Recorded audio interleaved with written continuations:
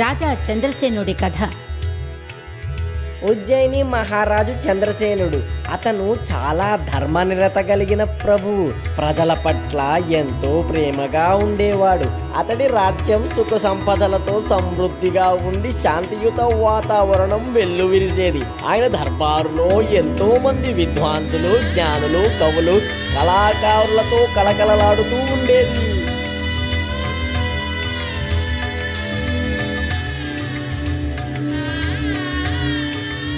కాశీనగర ఉద్దండ పండితులైన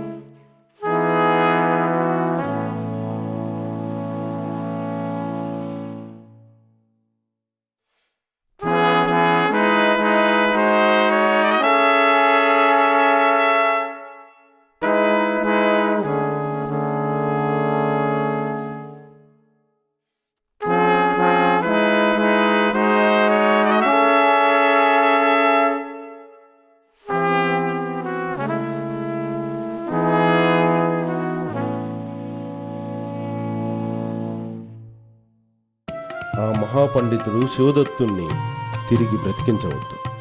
నేను మరింత పాపాన్ని మూటగట్టుకోదలుచుకోలేదు. అయితే రాజా విక్రమార్క, చంద్రసేనుని కథ విన్న తరువాత నీకేమర్థమైందో నేను అడిగే ప్రశ్నలకు సమాధానమివ్వు.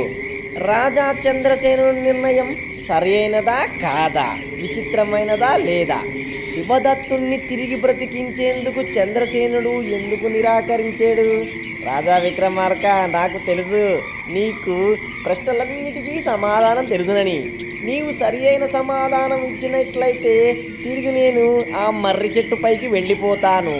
నన్ను ఎక్కడైతే క్రిందకు దించి మోసుకొచ్చావో అక్కడికి వెళ్ళిపోతాను.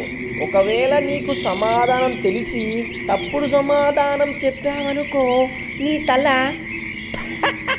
1000 మృక్కలైపోతుంది. బేతాళ, రాజు చంద్రసేనుడు మూర్ఖుడు కాదు. అతను న్యాయ పరిపాలనా దక్షుడు. శివదత్తుణ్ణి తిరిగి బ్రతికించి దొంగను బ్రతికించలేకపోతే దొంగకు విధించిన శిక్ష అపరాధమవుతుంది. రాజు తనకు తాను దోషిగా భావిస్తాడు.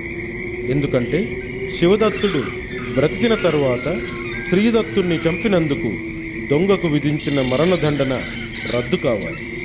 ఆ దొంగ బ్రతకాలి. అలా చేయలేకపోతే అది రాజు నేరమవుతుంది.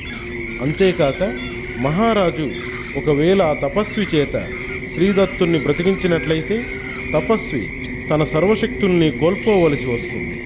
అందువలన చంద్రసేన మహారాజు మరింత పాపానికి పాల్పడి ఇంకా దుఃఖించవలసి వస్తుంది. ఓ రాజా, నీవు చెప్పిన సమాధానము నన్ను బాగా సంతోషపరిచింది. దీనివల్ల నీ యొక్క బుద్ధి కుశలత, న్యాయ దక్షత నాకు అర్థమైంది. కానీ మహారాజా మరిచావా, నేను నిన్ను ముందే హెచ్చరించాను కదా. ఒకవేళ నీవు బదులు పలికితే నేను తిరిగి ఆ మర్రి చెట్టు వద్దకు వెళ్ళిపోతానని. మహారాజా విక్రమార్క, నేను తిరిగి వెళ్ళిపోతున్నాను. వెళుతున్నాను మహారాజా, వెళుతున్నాను. నేనంత తొందరగా ఓటమిని ఒప్పుకోలేను. నేను వస్తున్నా బేతాళా, నేను వస్తున్నా.